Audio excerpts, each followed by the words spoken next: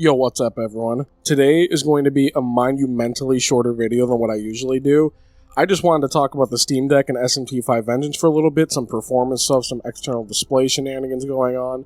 So, I'm assuming there's probably going to be at least a fair amount of people playing this on a Steam Deck, so I wanted to go over both, like I said, like just actually playing it on the 800p screen and trying to dock it and use external monitors and TVs and some performance hiccups I noticed with like the in-game limiter and stuff. So as far as I'm only like 3 hours into the game, so certain areas later and stuff might be heavier. I genuinely don't know. It's not like the Switch version ever had incredible performance, so it's kind of hard to gauge from that playthrough. So if you're playing this just on like just the 800p screen of the Steam Deck, and if you're like, mine's an LCD, so the limit is 60 hertz. So as you can see, 60 hertz. The frame time graph is like flat line. We're getting 16.7 milliseconds like consistently and evenly, and that's amazing and incredible. What I noticed as far as like battery time, I had my screen pretty dim trying to play it last night when it came out, and I was getting about, I think, about 2.5 hours of battery life from like, you know, unplugging it. So if you're increasing your screen brightness and stuff, you're probably gonna maybe, I don't know, like bump it down to like 2 hours or something. So there is something I noticed. I know some people like to limit frame rates to conserve battery power and stuff, and this is a turn-based RPG.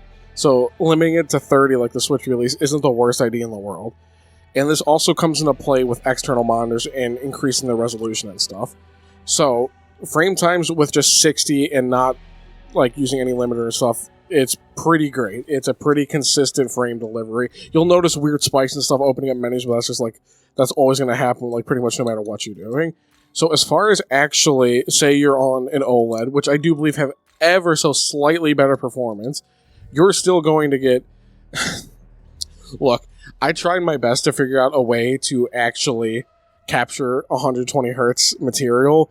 I couldn't figure it out. I tried the Steam Link stuff. I don't think me trying to record my screen from the Steam Deck is really that viable too, because I think it was mostly limited to OBS and desktop mode, and I kind of need the game scope stuff here open to show you frame times and stuff, but you're gonna have to trust me that at least at 720p/800p, because it's just 720p in an 800p container, you're not gonna really, there's gonna be no performance difference of that.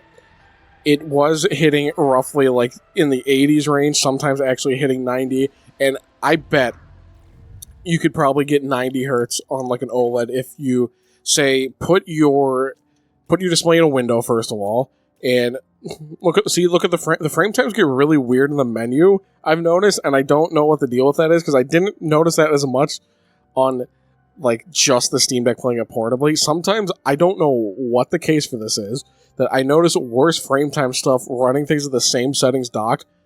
I still have not figured out why it does that. If I ever figure it out, maybe I'll let you know, but until I figure that out. So if you would have to put it in a window, because to me, FSR wasn't being like triggered from full screen because it's not sending out like a let's see, like a 540p image. It was just saying like, okay, it was 540. Like lots of times, full screen doesn't work with FSR for the Steam Deck because it's not detecting that you're running at a lower resolution. However, I bet if you ran this at like 540p and used the built-in FSR, you could probably get 90 FPS if you really care about that. I wish I could show you actual 90 FPS. Let's see if I can figure that out. Because I did for... Let's see, are we getting above... Yeah, there we go. Awesome. See, we're actually hitting 90 like consistently. So if you wanted to, this isn't a great example because this capture card is like 1080p technically, and you know, the higher resolution you're trying to upscale to, the more taxing it is on the hardware. But I bet even at 1080p, look at what happened to our frame time, though. Our frame time got completely screwed. But FSR is on, you can see the little toggle there. And I guess it's usually just worse performance-wise from what I've noticed, and kind of usually the quality seems worse to me and over-sharpened. See, this is the weird thing. I was using FSR a little bit ago on an external display just to see, like, essentially what kind of frame rate I can get as far as the upper bounds of like 120 hertz, and you can actually get some pretty high frame rates with this. So what happens if we VSync this now? And it's going back down to 60. That's so strange. With VSync, probably because this capture card's only 60. I wish I had a way to actually record things in that 120 hertz container, if I can ever figure that out. Yeah, frame time's just getting screwed with FSR, but especially on an 800p screen, if you're upscaling it, that's probably going to look totally fine if you really want to hit 90 at all times, because I believe if we go back to like 800p, I don't think we're going to quite hit 90, and let's see. Yeah, see, we're not quite hitting it all the time, but that is pretty close. That is pretty close. So if you just lowered it just a little bit, you could definitely at least hit 90 on an OLED. Well, honestly, with the slight performance headroom the OLED has, you might not need to, but I can't personally test that. Okay. So we don't need to worry about FSR right now at this point. So let's keep the frame time thing open. So the one thing, like as far as external displays are concerned, maybe I want to run it at 1080p.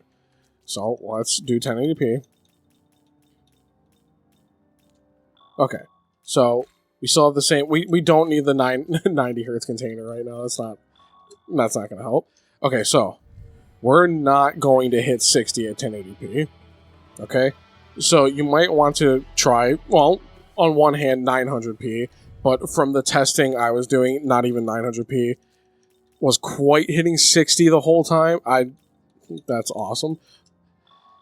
Even with FSR, well, because it already wasn't really hitting 60 completely consistently, I was now this area maybe not so much, but it went down to 59 a little bit. The one area wasn't a little bit early was dropping it even more, and obviously FSR can't save it from that. So the best option on an external display, it can almost do 1440-30, but not quite. I wish there was a good in between, just you start using weird resolutions like 1260 or something, or checkerboard rendering, or I don't know. I do wish this game had a little more as far as actually built-in upscaling and stuff. I know other Unreal Engine 4 titles have had it. I'm positive on that. It could definitely or benefit from an actual internal resolution slider, and where you can pick any part. I play a lot of Tony Hawk, so stuff like if you talk about 1+2 in the PC, you can pick any percentage of any resolution in there. So you can run it at 65% of 1080p if you want to, that kind of stuff. I think every game could benefit from having stuff like that. Granted, well, maybe not sprite-based stuff, but any 3D game could really benefit from rendering stuff like that.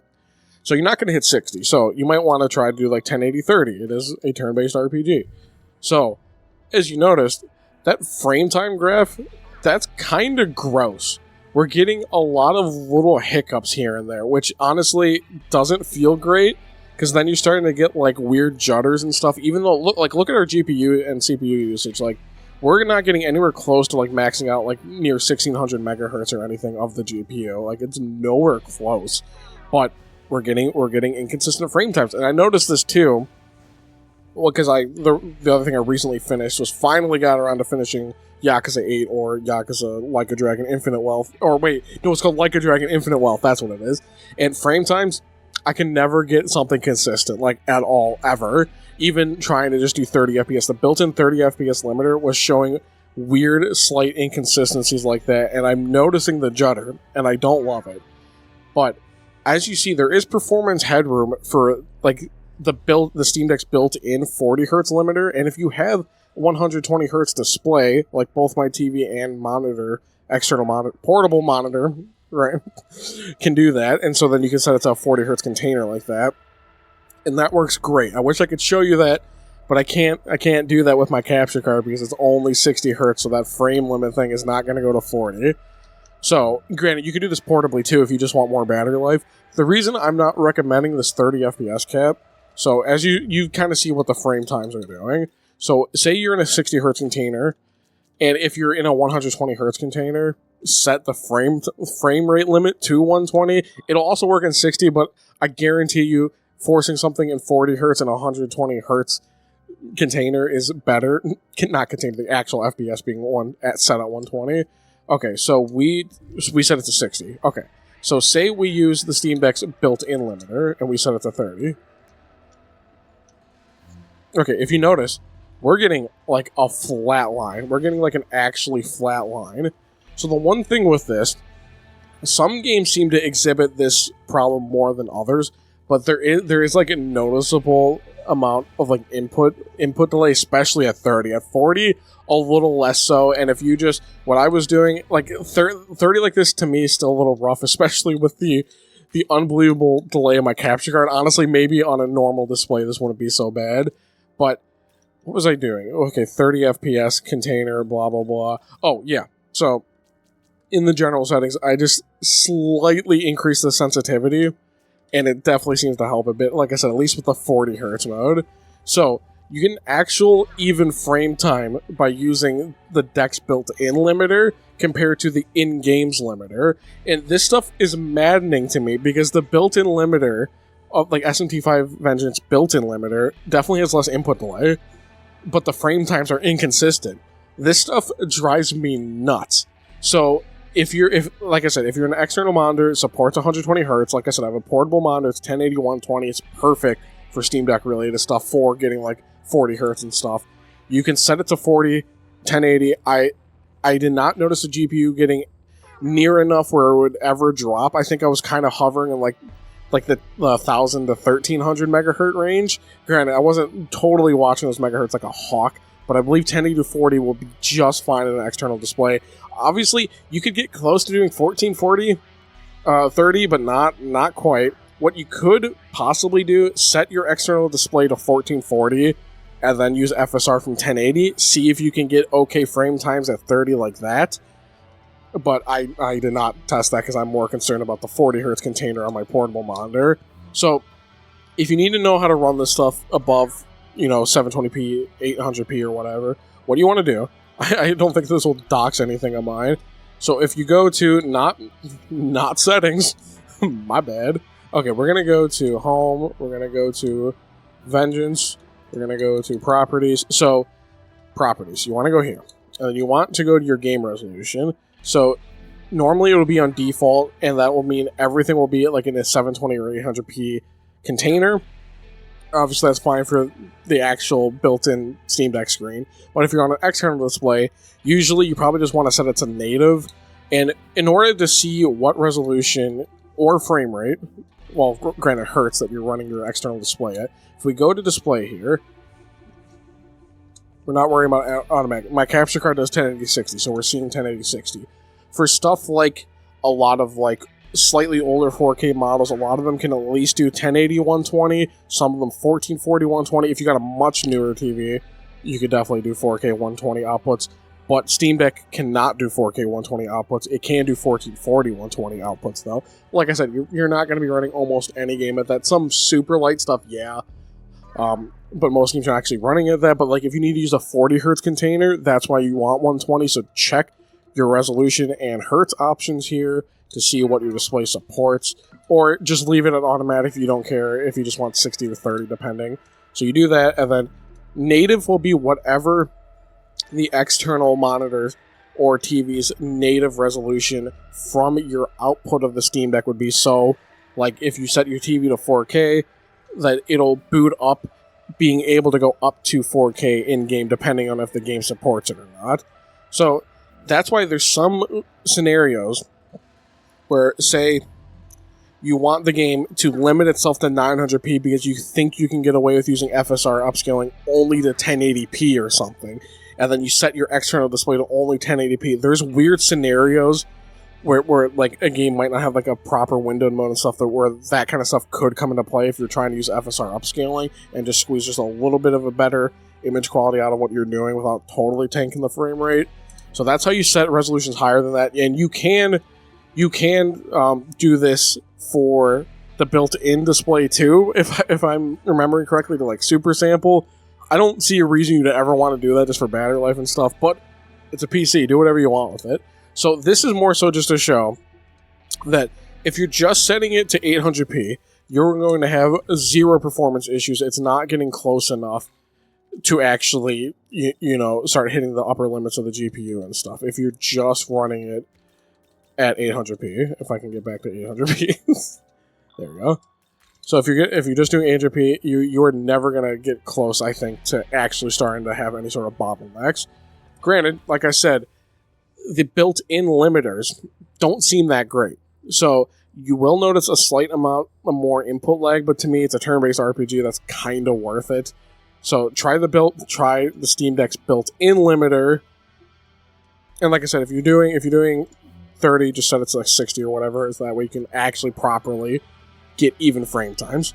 So, as far as graphical settings are concerned, this game looks great. I always thought the art direction was really strong, even on the Switch. Yeah, it was like a low resolution, running like 768p dock most of the time, but the art direction and the actual asset quality is great. It really is. As far as actual graphic settings, you got like nothing. You want some ambient occlusion, on or off, motion blur, on or off, anti-aliasing, on or off, no different options for anything, no FXAA for faster anti-aliasing, no TAA, no nothing like that. It's just, do you want anti-aliasing or do you not? You can't be picky with this game. It just is or it isn't, and then V-Sync. So, not many performance-related options to like tweak things for like high resolution and stuff. But like generally speaking, you kind of really don't need it. If you just want to do 1080-30 on an external monitor, that's totally fine, or 1080-40 if your monitor or TV supports that. As far as actually running on the Steam Deck, you're going to have no problems. Just set that to 60, or if you really want more battery life, I would definitely recommend trying to do just the 30 limiter, and if you're running on OLED, probably try like 540p and FSR and see where that gets you. Now, FSR can tank the frame rate a little bit depending on if you start hitting some sort of GPU or CPU a limit there. So just kind of play around with that, since I can't really test that myself at the moment. So other than that, like, the port seems great. It's not like, like for example, like Infinite Wealth, where I had a lot of problems getting that to like an acceptable place for me on an external monitor, and even a bit with the internal display. It was hard to finally find a good balance of graphical settings, resolution, frame rate, all that kind of stuff. This game's going to run. It's going to run fine. It's mostly the built-in limiter seems to be having some problems, and it sucks. I've noticed this with quite a lot of games, and I don't know if this is Linux-specific issues, because I don't have anything like this on my desktop. It's funny, because I know stuff like GameScope was meant to replicate, I think, stuff like MSI Afterburner and stuff, but this is what I gotten so used to because I use my Steam Deck with everything. I wish I had something exactly like this performance overlay on like Windows or something. So I don't know if this is going to have the same problem on Windows. This could be a Steam Deck specific issue with the built-in limiter, but that seems unlikely to me. This, if it matters to you, this game is like quote unquote Steam Deck verified, and I definitely think it actually deserves that. It just runs great out of the box. This is just more for tinkering a little more, trying to get more battery life or better dock performance and stuff like that. So I love SMT, I love portable computers. I hope you're enjoying the game, and I hope this information helps you. With that being said, I will see you guys later.